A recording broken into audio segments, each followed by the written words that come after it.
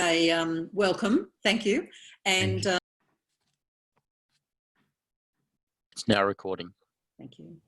So welcome to the 2020 meeting of the Energy Charter Independent Accountability Panel. Thank you, Jemena, for your disclosure form, which we've read and we will obviously discuss. Before we start, I would like to acknowledge the traditional custodians of country throughout Australia and their connections to land, sea and community. We pay our respect to their elders past and present and extend that respect to all Aboriginal and Torres Strait Islander peoples today. I think you know the panel. I'm the new chair, Claire Petrie. I was the Energy and Water Ombudsman in New South Wales. Cassandra Goldie, the chair of ACOS, the CEO of ACOS, pardon me, and Andrew Richards, the CEO of the Energy Users Australia Association. Let me get all that straight. So could you, I'll leave you to introduce yourselves and then we'll throw that open to you to make some opening comments about your disclosure. In doing that, we acknowledge that, like every disclosure, it's been an unprecedented year in terms of fire, flood, COVID, and I'm sure that will come up in the discussion. But in opening, this will give you a chance to highlight any features of your 2020 disclosure, both positive and negative, the things you were most proud of, the things you didn't get to, just to draw those key elements to our attention. So I'll pass that over to you, Frank. Claire, thank you very much. I'd also like to acknowledge the traditional owners. I'm here in Perth working remotely, so here it's the Noongar people. But I note that our two signatory companies to the Energy Charter operate across the country. So like you, I'd like to acknowledge the traditional owners across the country, both past and present. I'm representing our two shareholders, State Grid, Singapore Power, their Australian assets. Also representing the two signatory companies that we have to the Energy Charter. Also representing our chair, Mr. Jung, and I'm accompanied by Sean Reardon, who's the Executive General Manager for our electricity distribution business. I think a couple of things that I'd probably like to say in opening. One is to also acknowledge the very difficult year that we've had right across the country. I put that in the context of the Energy Charter being the fact that it was up and running, I think provided a wonderful opportunity to work across the supply chain to actually make what we think is a discernible difference, particularly to the vulnerable customers that we observed through the process and still continue to observe through the process of this pandemic. And I would also acknowledge, particularly for us with our head office in Melbourne, we've got something like 1,600 people in Melbourne, many working remotely from home. But equally, we have a sister company called Zimfra where we're working on the front line. So we have something like 1,000 people that are working on the front line and have been through the entire period of this pandemic. So I'd like to call out those people in particular providing that essential service. There's a couple of things that I'd like to reflect on. I think our submission contains a lot of detail around some of the things that we have been doing. But I would like to reflect a little on why it's important to us. I think I'd like to reflect a little bit on what we observed through the process this time last year. A little bit then also about the involvement of the board and the executive. I think this is an important role that they play, and probably mention a couple of examples before then opening it up for any questions and clarifications that the panel may have. I think the why I did introduce, I think last year when we spoke, the fact that we believe we're operating an essential service. It's not only an essential service, but equally customers often have no choice. So we're a natural monopoly. I think with that comes a very significant obligation to service the public interest. And on page 6 of our submission, you'll see that we have shown that in many instances in our operations, we've got various regulations, various codes that we need to abide by, but certainly in terms of customers, they set a minimum standard, and often they're purely focused on us and not the entire supply chain. So we do see that the Energy Charter has been really important to provide a lens on not only the customer being at the center of what we do, but also bringing together the industry view.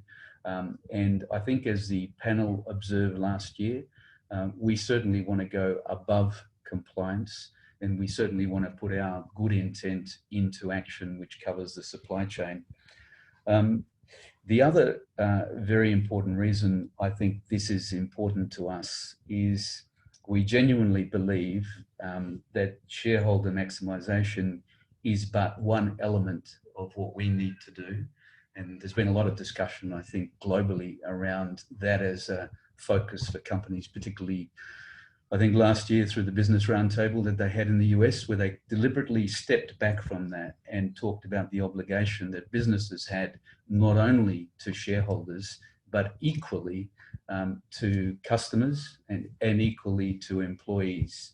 I think all of those with equal billing need to be managed. And there's a balance and compromise, if you like, in being able to do that. And I think as we think about that, we certainly think about not only the product and the service that we deliver customers, but customers are a subset of society, and society is focusing on certain things that are really important to, basically our place on the planet in terms of climate change, in terms of sustainability. So we have an equal focus on those elements because we believe customers not only judge us by the products and the service that we put to them, but equally in the manner that we do that and in a manner that's in tune with the way that they want to direct lots of things that are going on at the moment to address global issues and problems. I think the other thing that we would say, and I've certainly observed that when we talked to bondholders, particularly in Europe, through the course of last year before the pandemic hit, the real focus on environment, social governance is very evident, and I think it's much more prevalent in Europe than it perhaps is even in this country and certainly in the US. But I think it's a foreshadow of where we need to get to, and I think our step up in terms of our approach to ESG has been most tangibly in the sustainability report that we've produced for the first time this last year, which talked about the things that we're doing under those three categories. Equally important in the delivery of our Northern Gas Pipeline in the Northern Territory, we did a lot of good work, like a good engineering company that focused on local engagement. We had something like 1,300 jobs created through the peak of construction. 1,300 cultural awareness programs were conducted for those individuals. We had 800 odd local jobs that were created and 400 Aboriginal jobs that were created through the course of that particular project. And we did not document that, we did it. And I think part of what we've sought to do is there's a lot of good intent, there's a lot of good things that naturally happen in our business that we wanted to bring to the fore and make sure that people were aware of. And I think both the ESG report that we have produced for the first time and the Reconciliation Action Plan is an important part of that. And I can potentially come back to those. And the other thing that we have observed, and this is not perhaps surprising, but it's the same as safety. I think good safety means good business. Putting customers at the forefront of what we do is simply good business. I think we've looked at how we manage outages, both planned and unplanned, and we've certainly stepped up in terms of our communication around outages, particularly through the period of COVID, when people are at home and most sensitive to those outages. And we've gone from not only the minimum compliance, but we've thought, a much longer lead time into particularly the planned outages that we're doing. We've made calls, we've sent people SMSs, and in a lot of the things that we're currently doing, we've recognized that some probably 40%, 30% of our customer base has probably got a low English literacy. And that doesn't mean anything except that they come from culturally different backgrounds and countries. So we've got languages in our patch that come from the Middle East, they come from Asia, they come from Africa, they come from Europe. And some of our publications now are going out in a number of languages, 10 languages, if you like, that are covering those different areas. We're also working with customer reference groups that we particularly set up at the beginning of the pandemic to better direct how we might target our efforts to make sure that we're getting the communication not through only the traditional means, but community radio. In some cases, we've recognized that people, we've talked about literacy, if you like, in terms of English, energy, and also digital literacy. We've been using artificial intelligence to actually better segment our customer base, particularly through this period, to identify customers on both sides where perhaps their bill has gone up by more than $50 a month, and in some cases where their bill has come below $50 a month. And in those cases, we've recognized that they may be doing it tough, they may be deliberately curtailing their use of electricity at the expense of quality of life. And we've deliberately targeted through written communication, also on the assumption that maybe literacy, digital literacy is an issue, to make sure that we've made them aware of some of the support that's available. And in doing that, we've sought to work with many advocates so that we can tailor the message, though it's not the concept of a big brother intruding, it's the concept of somebody that's in the background observing and providing advice and support. And obviously it's up to them to avail themselves of that. So I think the why of why we do things is really fundamental and permeates really all the way through. I think we were very clear in looking at last year's panel recommendations and observations. Knowing your customer, I think really fundamental. And as I said, we've done some work to really start to interrogate our customer base. You could imagine that businesses like ours, particularly in Victoria, where we have smart meters, are running into billions, if not trillions of data points that we're collecting. They sit on our traditional legacy systems almost as a kind of lake, which is pretty difficult to discern. So one of the things that we've done in combination with Amazon Web Services and Deloitte's is actually sought to take data, put it into the cloud where it's much more manageable, and use some of the machine learning facilities of cloud to start to look at data, bearing in mind that we've got to maintain the confidentiality of customers. So we still only usage patterns, but we've certainly interrogated usage patterns, particularly through the time of the pandemic. The sorts of things that you could imagine that we see is people that don't care and are using too much, and potentially there may be a bill shock there, people that are starting to curtail consumption, people that have got distributed energy resources. So there's a number of things that are coming through that. And we're sort of at an early stage. We've sought to make that work for us through the pandemic. But certainly it's giving us a much bigger insight into our customer base. And we're in the process of getting beyond labeling them segments 1 to 6 to, I think, putting a character and a profile around them so that we can work not only through this year, but into the future to see how we can continue to add value for them. Going above compliance, I think, has been something that really resonated this year. We've certainly worked through a number of people, some that are observing this particular conversation. I call out Andrew Davies in particular, who's been a champion in terms of the work that we've been doing with the Energy Charter. But going above compliance in terms of things that we were doing already in terms of life support customers. And I keep coming back to, I think, the focus that we had on vulnerable customers. I think our call would be judge us by the way we treat our most vulnerable customers, which I think is an age-old adage that sort of rings true. But certainly in terms of vulnerable customers, through the period of planned outages, we've been progressively supplying them with portable batteries to make sure they've got access to secure supply. Through the period of the pandemic, we've actually increased that availability to essential services and operators that are working in our patch, people on the front line that are basically working in hospitals and support services around those, and equally the elderly, to make sure that through a sort of vulnerable and fairly sensitive period for them, they're being looked after. The Energy Charter has been really helpful, I think, along with the advocacy groups that we have to look at sort of high impact areas. And we've probably got examples of that, which sort of fall a little outside the pandemic issues that we're dealing with, but 24/7 connections. You know, historically, you know, people would have been able to connect between 8 a.m. and 4 p.m. weekdays.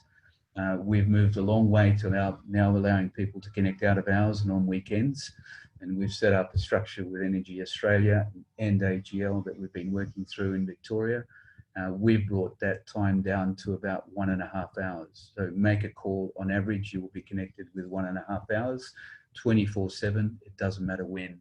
The intention is to progressively now roll that out to the other retailers and across Victoria, and then potentially into the NEM. It does, to a degree, require smart meters, and that's not a uniform rollout as we know across the country.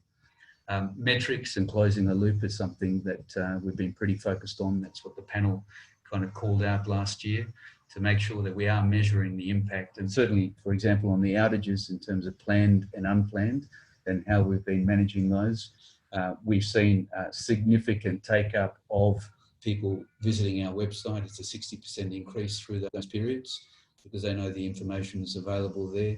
We've seen the direct calls coming in come down very considerably, and there is a cost benefit of that, which is, you know, ultimately a cost that can be saved amongst customers and shareholders.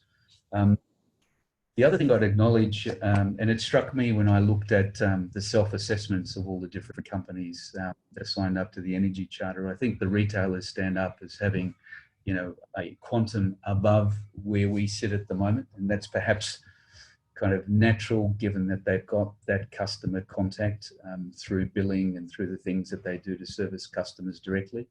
I think we for a while have been finding our way. You know, certainly if we go back 5 years, it was the MERN that defined a customer. That's the, you know, meter installation registration number. I don't think we'll get to know whether it's the Patels or the Joneses, but we're certainly going to understand usage patterns that we've started to do, and to actually feed that into particularly, you know, the vulnerable customers, to make sure they can avail themselves of resources and things to make a difference to their consumption and control their bills. So I would acknowledge that we are still on a journey, and we've started somewhere embedded in the supply chain with a direct connection to customers. But probably only one where in the past customers actually called us when they had storm damage or outages. And then they probably even weren't aware that there was a company separate to their retailer that was sitting behind that, actually, you know, making sure that the wires were put back up and we were doing what we needed to maintain reliable supply. So I think we are finding our way, and it's going to be a journey. It's going to be a continuous journey. Frank, if I could just stop you there. Yeah, we'll have a lot of questions, I think. And before I throw it to Cassandra and Andrew, can I just ask, so there were obviously things that you didn't get to this year, and I just wonder what will be your major focus in terms of the Charter in the next 12 months by the time we talk again, and what sort of visibility does your board have about the Charter, and what would they say about the value of the Charter to Jemena, given that it does require cost and time and effort and staff resources? What would be their view, and would they be quite conscious of the Charter? So the board is very conscious. I think I've covered off in the why. I think everything that I've said about the why basically comes from issues that we have with the board and the shareholders. Look, I think if I'm blunt, the other thing that I would say is we're owned by international energy companies, and I can tell you the direction that we get from the board and the direction that we get from our shareholders is to go over and above what is required for us to make sure that we're seen, or I should just simply be, to aspire to be a role model in terms of how we deal with our employees, how we deal with our customers, and of course, how we deal with our shareholders. So everything that I'm talking about has been discussed with the board. The board will get feedback from this. I think historically the board has been, and our chairman has been involved with some of the customer councils that we've had that were particularly intense around the time of our regulatory submissions. Obviously through the time of the pandemic, that's not been possible, but the discussion at the board And in fact, every one of our board meetings, committee meetings, every one of our executive meetings starts with a value moment. And there's a number of values in the Jemena suite of values, but they all hinge on focus on the customer. And most of our value stories as we open up official board meetings are talking about things that we've done that have made a difference to the way that we're perceived in the community and that have added value to our customers. In calling out what are we left behind, I wouldn't like to be specific. I think there's so many things that we're doing that we continue to do that are not as polished as they can be. I think it is a continuous progress journey, if you like, that we're on. I think we will continue to sort of do the things that we need to. Some of those will be proactively sought. I think we see the Energy Charter in particular as an opportunity to share best practice, reach out globally and pick up what is being done there and incorporate it. So some of the things that we haven't done, we're not even consciously aware of at the moment, but we want to be connected in to forums and platforms that can provide us that insight and then judge whether it's going to make a value difference to our customers and the business that kind of we operate in. So for us, it's a continuous journey. It's, I think the board executive are firmly, of the view that this is why we exist, and that sort of permeates the organisation. But as I say, ours is a long journey where we've started from a very kind of monopolistic, regulatory type business where customers are really dumb nodes. All I can say is that our industry is going to change through digitalisation, where customers are going to be demanding a different type of relationship. They're deploying distributed energy resources, which is also going to lead to a different relationship and a different requirement from them. And they are focused on decarbonisation, and we've got to be part of that journey with them. Thank you. I'll now pass to Andrew. Do you want to start?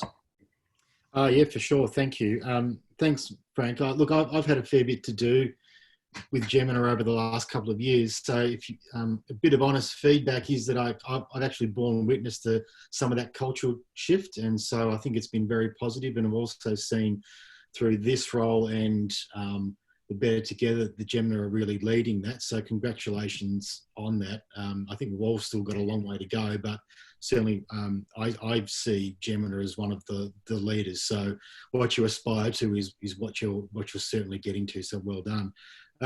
So I've got two questions then. So as much as you're doing that within the business, there's all your supply chains and partners, if you like, brokers and others.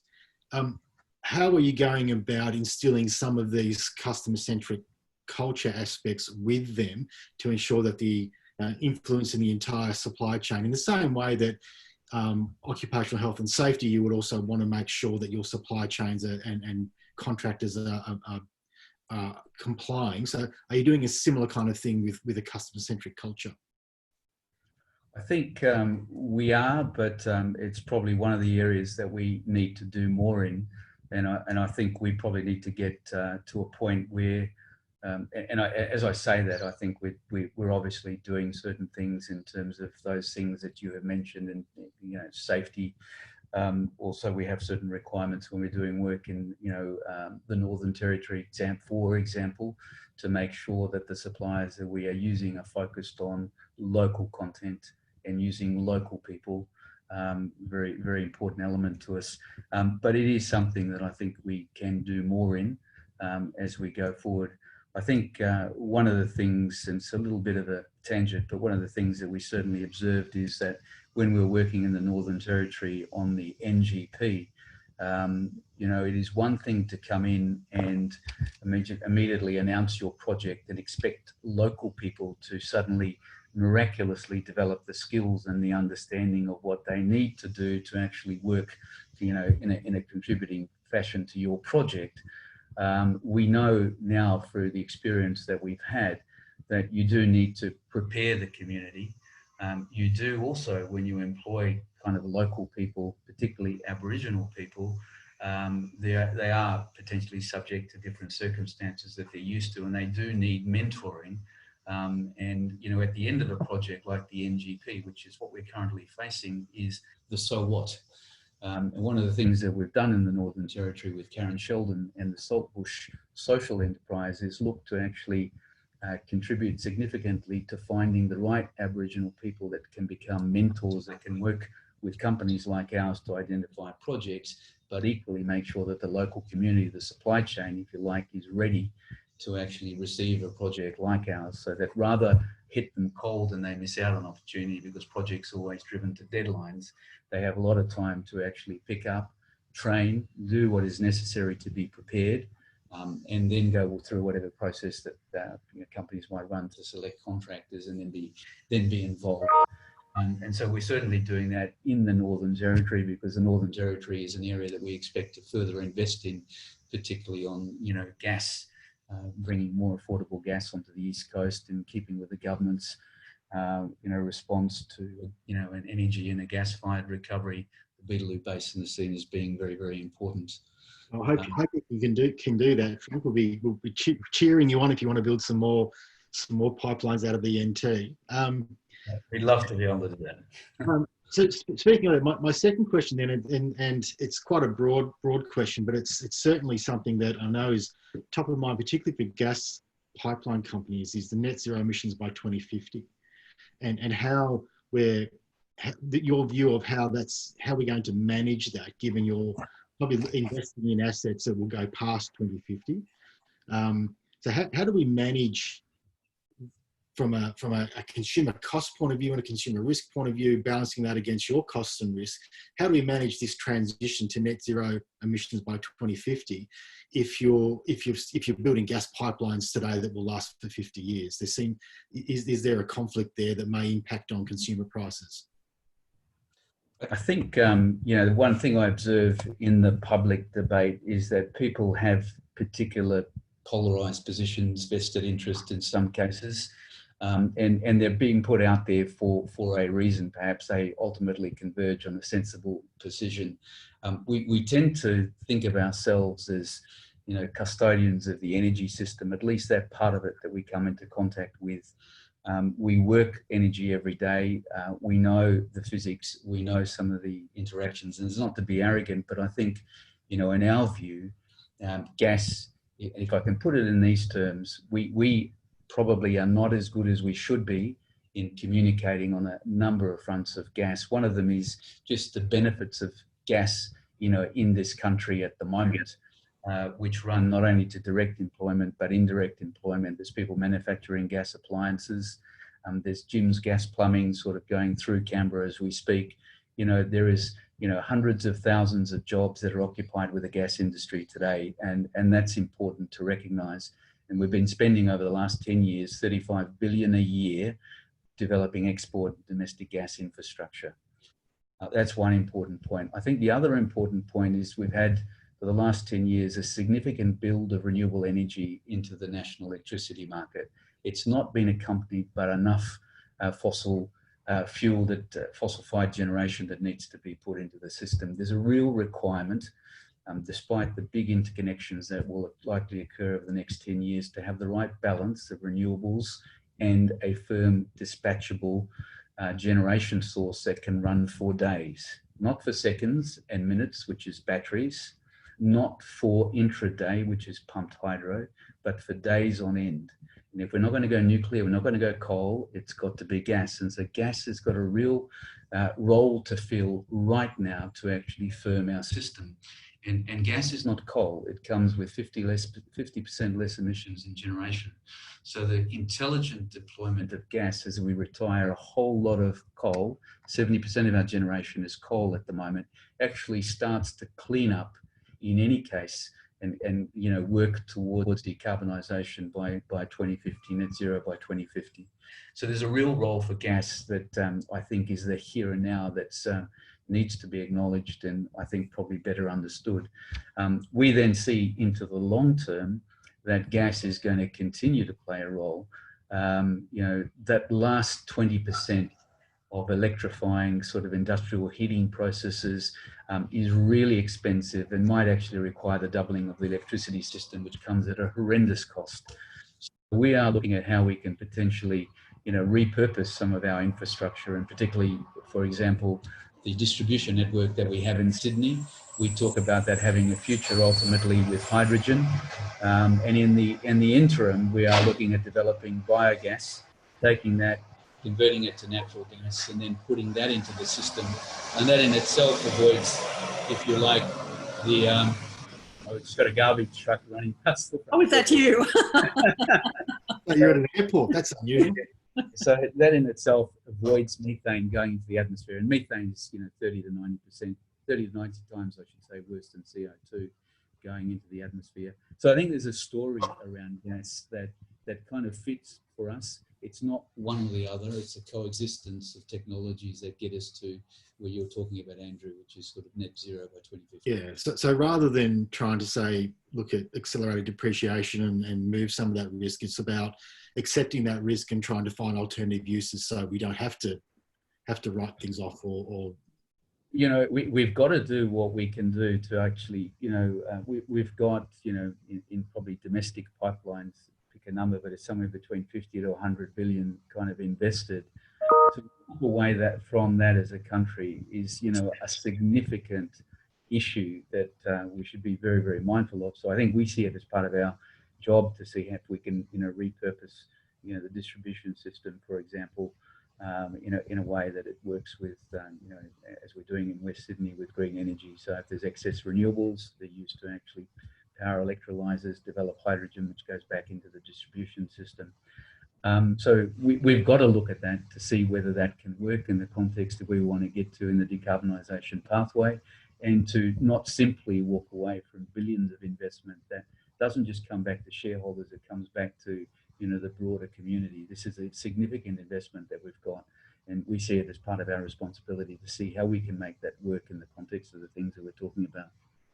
Frank, I might leave that there at the moment and move to Cassandra, and then we can come back and round out any discussion, just because time is always so limited, unfortunately. Great to see you, Frank. Likewise. Yeah, thank you for your disclosure. And I just wanted to congratulate you on winning the engagement award.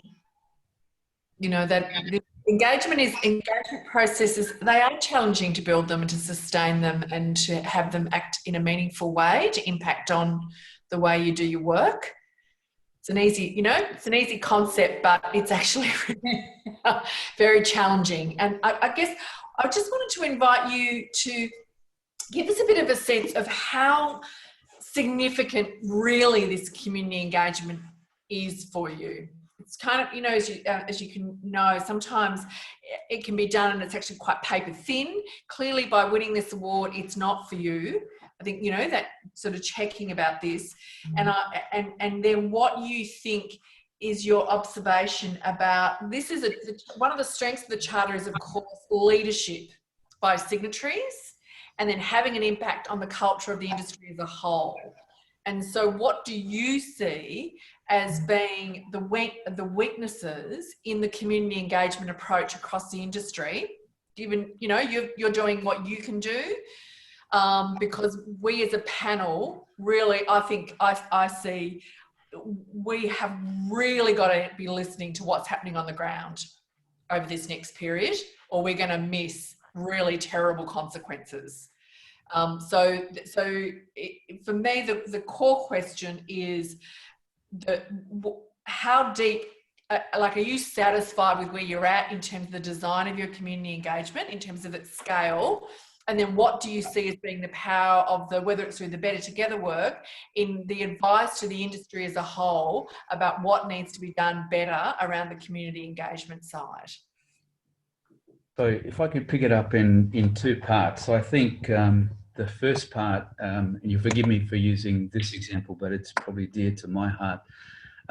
We're looking at opportunities at the moment in Western Australia for the ownership of energy infrastructure. And one of the things that we've observed, particularly with, for example, Aboriginal communities and people, is they are brought in at the time of an opportunity being matured, and then it's almost an imposition, and then it's almost something that they need to tick the box on and move on with. we in the Pilbara have set up an MOU with the Marajuga Corporation, representing a number of different Aboriginal groups in the Pilbara area. We don't have a specific project in mind, but we have an intent to partner with them and look for the right opportunity. And our intention is to move beyond just simply using their people as contractors, but move into co-investment. So it's again this philosophy of working and preparing the community for the things that may come along. This is when it comes to the development of infrastructure. So I think that's one area, and you know, the whole industry and ourselves, I think, need to move into a kind of a more meaningful engagement. And you know, if you get that right, you actually have an Aboriginal community that is invested in a piece of infrastructure which can be providing a common use service. And so their royalty stream comes from actually making sure that's maintained, developed, and augmented as it needs to be. On the other side, I think we've used the Customer Council, which Andrew is very aware of. We've used the People's Panel, particularly at times around our submissions, where we've had 48 people, you know, directly from our customer base all across New South Wales and with the part that we service in Victoria. And around the pandemic, we wanted to act and sort of be aware of the multiplying vulnerabilities that people were being exposed to. So we used a subset of our council to set up a customer reference group. I think there's a number of observations you know, we can make. One is, you know, representation with, you know, sort of working with advocates. They're generally pretty sophisticated and they're probably pretty knowledgeable, and we can have conversations with them. We end up working with them and doing the right thing, but again, in a place where we've got a communication gap with the customers. And so that's something that we need to be very cognizant of. And when you think about the customers, I did talk about, you know, the different elements of literacy, which is not only English, it's, you know, also energy literacy, and it's also digital literacy. So, you know, we need to be able to convey the things that we do in a more meaningful, simple, transparent language that people can understand. So I think that's an enormous challenge for us. So when we tend to, and even with our People's Panel, when we had 48 odd people working from within our sort of distribution areas, you work with them for a period of time around making the submission to the regulator. And what you start to realize is they become more educated, more educated, more educated. The final conversations that you're having with them is almost like a fellow utility worker. And the thing to observe if you stand back in the grandstand is that you've moved probably quite away from that customer base. So I think that simplicity of language is really, really important. And it probably does go to the way, you know, that we continue to maybe rotate, you know, the people that we do use. You know, there can always be a tendency to want to work quickly, expeditiously, and perhaps not sort of reach out broadly and bring in new people that require that education process. So I think there's a continuing challenge, I think, for us to communicate what we do in the simplest languages. Because at the heart, at least of our business, and I'm sure many businesses that operate where we do have this kind of, it's not a burden, it's actually a privilege of carrying, you know, the custodian of the energy commons. Is something that we need to make sure is reliable, affordable, sustainable and safe above all else. Thank you. Sandra? Yeah, just the follow up on the you've called it your Community Connections program, and it does actually look like it's quite small scale in the end. Like this is what I'm trying to get the substance of where you're investing the dollars in some of these customer activities. Are you planning to scale that up significantly? I mean, obviously with the COVID environment, you know, it's challenging about the way you go about this, but in some ways we've got to work harder in this environment because people are even more vulnerable and more at risk. I think across a lot of the Better Together initiatives, if you know, one, for example, the 24/7 connections, a lot of what we do is, you know, if there's 2 or 3 companies coming together, then that may define a customer group or a segment or geographical area that we target and sort of work through. And I think the Charter is, provides the architecture for doing something, learning, and when we get it to a point that it works, then spreading it out across basically the members of the signatories to the charter. So that's certainly with the 24/7 connection, for example, we're certainly working, we've done, I think, 5% in this last year of AGL and Energy Australia's connections in that way. I think we're going to roll that out to Origin. We're going to roll it out progressively throughout Victoria. So I think, it is a lot about experimenting. This again is where I guess the link to customers is really important, that we listen through direct contact or advocates to actually make sure we're trying to get the right product that's going to add the value, then trial it, and then as we refine and get it to a point where it works, roll it out. So I think that is a hallmark of what we do need to do. And I'd say a lot of the as I say, working together initiatives actually fall into that category. Frank, you mentioned that you had halted disconnections before being required to. What's going to happen when all the government supports go and other supports are removed from customers, and there will still be, we think, a fairly substantial group who won't be in any better position to pay for their energy? How are you anticipating that happening, and how will you deal with that if we're right? Yeah, look, I think it's a really good question. I don't think it's an issue for our company alone. For example, the relief package that the Energy Network business has put together and proactively put together and have subsequently extended was done in consultation with one another, and we wanted to make sure that it was broad-based and implemented across Australia. In the case of Victoria, the national rules don't apply in the same way, but nevertheless we worked with the Victorian authorities to put in place an equivalent, if not better in some circumstances, package. So I think we will come together as we need to, and so we've already extended the package once. We'll continue to come together as we go through that period. But, I think the observation is that governments are equally doing the same thing. So, the relief packages that government have got in place are not being pulled away. They're being tailored. They've been extended, perhaps refocused. So I think it's a matter of working within that environment, understanding the impacts on our customers, working with retailers, again, the benefit of the the Energy Charter in sort of facilitating those conversations quite openly, and then putting packages in place. So we're working on a gradual recovery, and we're very hopeful that the government's budget, which is all about jobs, as we know, is going to be, important. The management of COVID, if that continues to be successful with Melbourne coming out and the country reconnecting, I think puts us in a pretty good place. So, if we tailor it to what the assumptions are in the budget, I think we'll continue to work and sort of monitor and respond as we need to. Now we're almost out of time. So Andrew and Cassandra, any last minute questions before I throw to Frank for any last minute comments? Really, just I guess that's the comment around.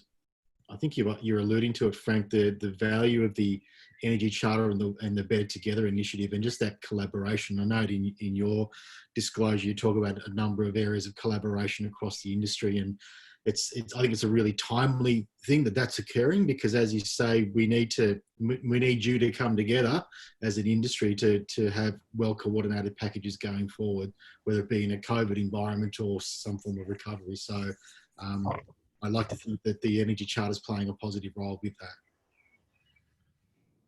Yeah. Cassandra? No.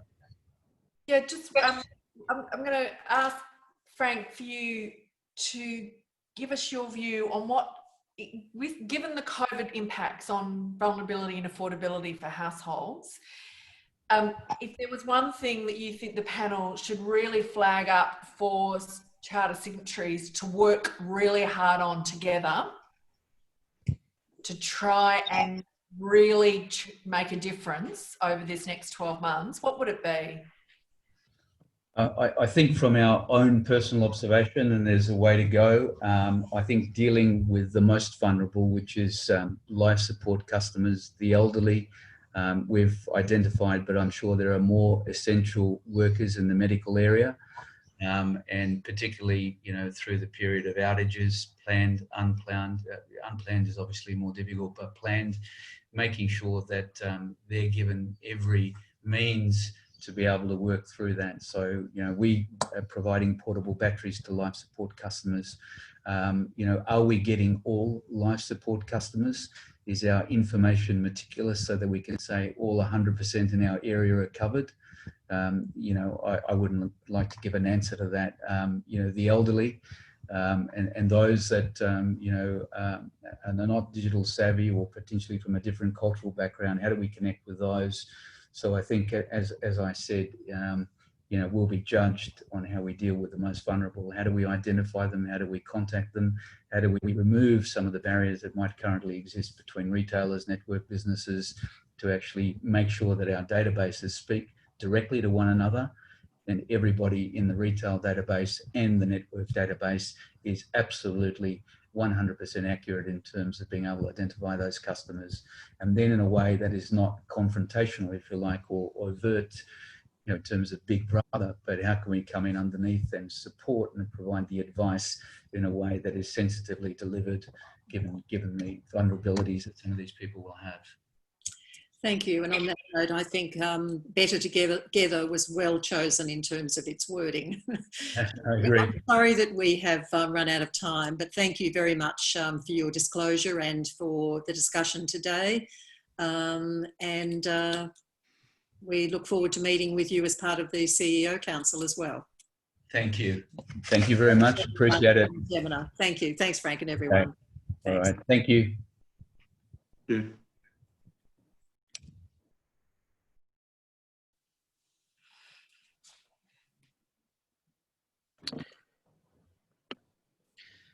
Hey, Cass, that question at the end, that's a cracker. We should be asking. Yeah.